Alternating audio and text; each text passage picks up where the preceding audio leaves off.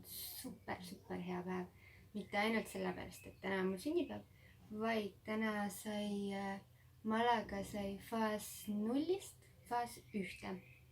Mis tähendab seda, et peale 2 kuud täieliku karantiini saame me käia baaris istumas, võime minna perega jalutama, võime käia millises poes tahame, ei pea kõige kodu lähimasse minema. Võime sõpradega kokku saada, keda me ei ole 2 kuud näinud.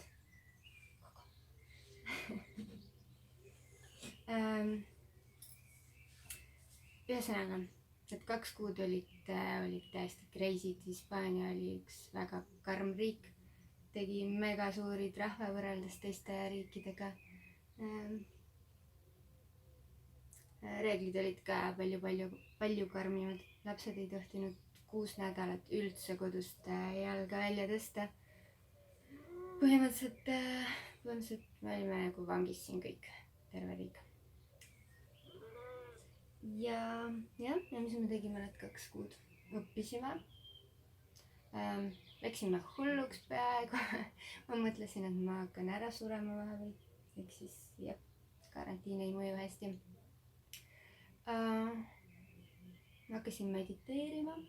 Eks ma olen juba umbes 2 nädalat mediteerinud iga päev siinsamas rõdul Danieli tomatikeste juures ja linnulaulu kuulates. Tolmu on tegelenud kõik need 2 kuud, 2+ kuud sellega, et üritab neid tomateid ära süüa ja näksida neid lehekesi.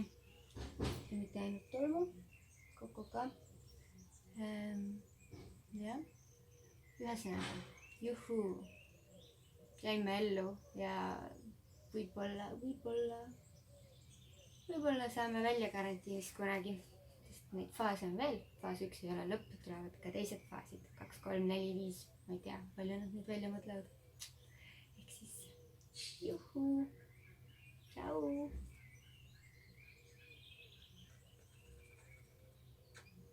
Itu oligi nii.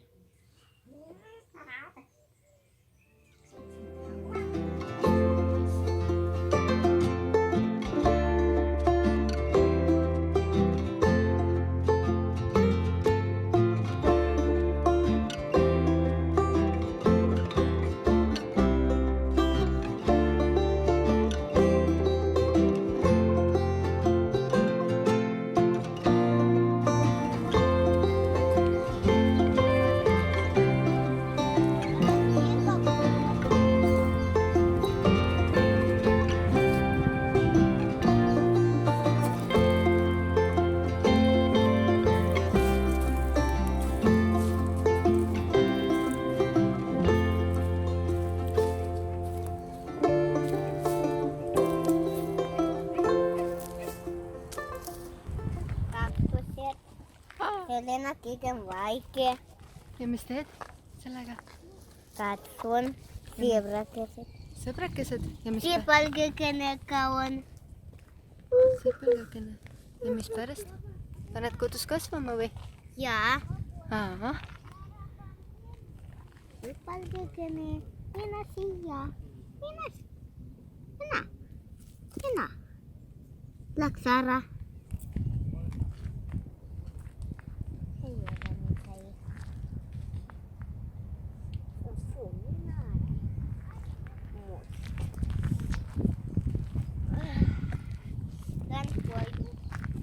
Panama kasvama. Ja teina. Kuidas hakkavad kasvama sienesid?